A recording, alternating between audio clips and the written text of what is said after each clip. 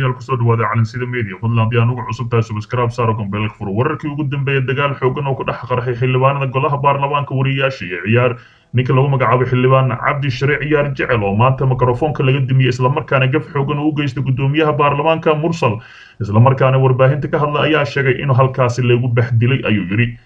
cabdishire jaamaca oo codsaday in arintaas laga soo xalmariyo haddii kale uu adeegsan doono wax waliba oo suuragal ah hase yeeshee wararkaas ayaa idii haynaa daawadayaal qodobada kale amisom oo lagu bedel rabay ciidamada ka tirsan turkiga hase yeeshee waa noocee shabaab oo caawa ku dishay nin sargaal ah gudaha magaalada muqdisho xildhibaanka mayalka adag ee inta badan u janjeela dowladda federaalk soomaaliya ciyaar jecel oo mikrofoonka ayuu iga xiray gudoomiyaha baarlamaanka kadibna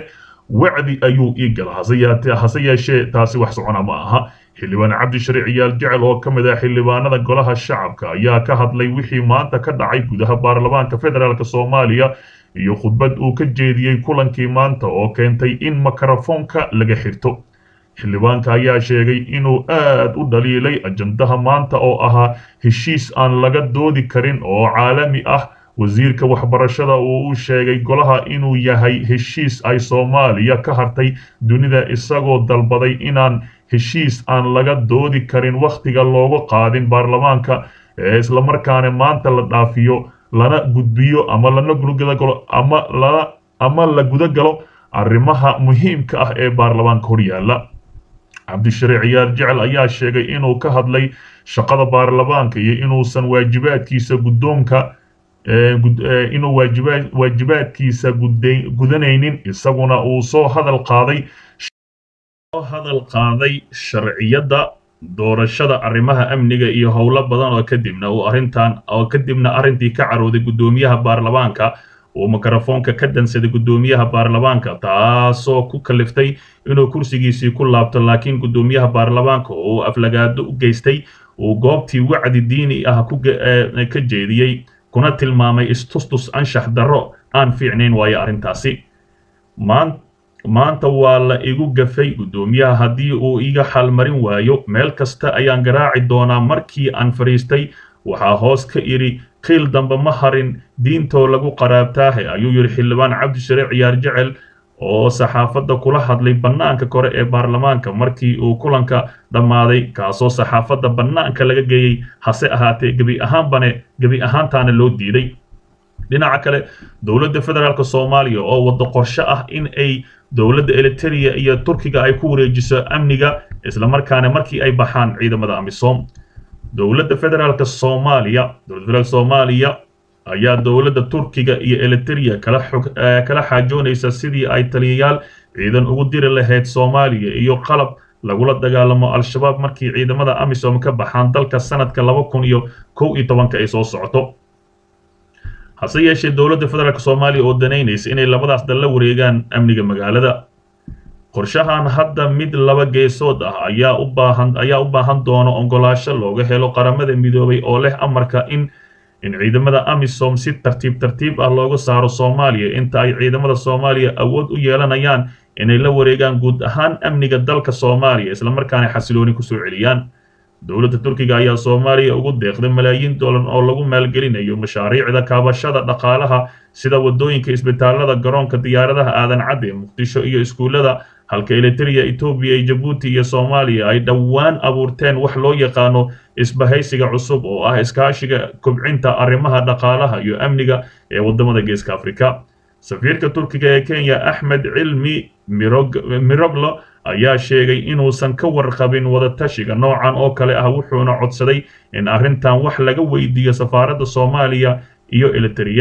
Eritrea ayaa sanadkii hore ee soo celisay xiriirkii la lahayd Soomaaliya kadib ku dhawaad 15 sano oo cadaawad kala dhaxaysa Soomaaliya markii lagu eedeeyay inay maalgeliso kooxaha argagixisada al-shabaab ee dagaalka kula jira ciidamada amisom iyo dowladda Soomaaliya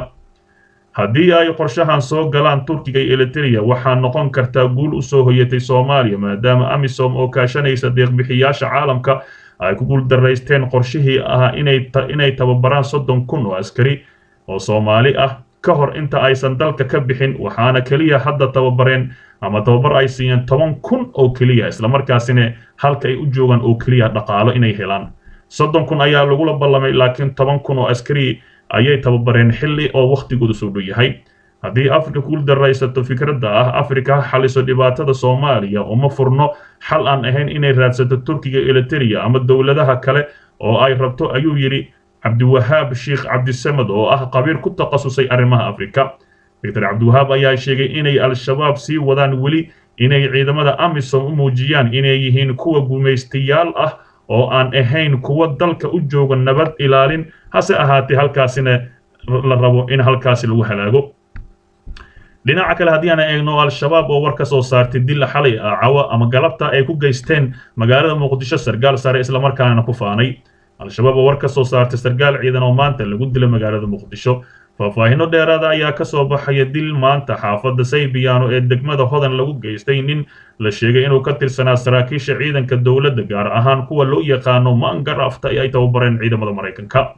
war ka soo baxay al-shabaab ayaa lagu sheegay in rag hubeysan oo kooxdooda ka tirsan inay dileen Muuse Abuukar Axmed Nuurow oo al-shabaab tilmaameen inuu ahaa sargaal sare oo ka tirsan maangarafta oo ay tababareen ciidamada Mareykanka isla markaasina ay gaadgaadayeen. al-shabaab ayaa sheegatay inay sargaalkan ku dileen magaalada Muqdisho oo qaabilsanaa sahminta goobaha weerarada habeen dheelmadka oo lagu qaadayo deegaanada ay joogaan al-shabaab oo gobolka Shabeellada Hoose isla markaasina ay shabaab oo ku ahaa laf dhun gashay. mujaahidiinta ayaa degmada Hodan ku qaarijisay Muuse Abuukar Axmed Nuurow oo ka tirsanaa ciidamada bangarafta wuxuu ahaa cadow ku hogaamin jiray deegaano ka tirsan Shabeellaha Hoose ayaa lagu yiri war kooban oo ka soo baxay al-shabaab oo ay ku qoreen bartooda website isla markaasina ay ku faaneen dilka ay u geysteen ninkani. laamaha ammaanka dawladda Soomaaliya ayaa ka hadlin dilka al-shabaab ay sheegatay mas'uuliyadiisa waxaana dilka imaanaya xilli xalay si kam magaalada Muqdisho loogu dilay sargaal sare oo ka tirsan ciidanka commandoska isla markaasina Turkiga ay soo tababareen oo khibrad aad u weyn oo lahaa isla markaasina dagaalkii ugu dambeeyay ee ka xoreeyay Owdhigle isla markaasina hogaaminayay ciidamada halkaasi ay shoob ka saareen. sargaalkan la dilay xalay ayaa muhiim u ahaa dawladda Soomaaliya ayadoo taas dhibaatadaas lala tacaalayo ayaa iminka waxay soo baxaya in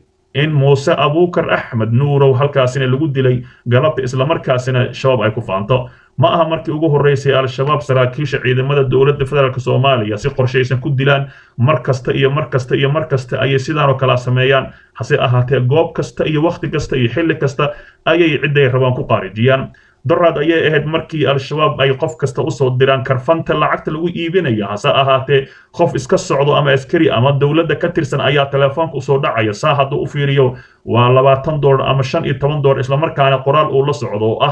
abti mujaahidiinta ayaa ku soo dirtay karfantaadii isdiyaari isbuuca dambe waxaa tahay dil hase ahaatee al-shabaab ayaa maara loo laayahay. halkaa naga daawanaysa waa Calansida Media fadlan subscribe saaro gobeelka furo oo daawo wararkii ugu dambeeyay xiiso leh.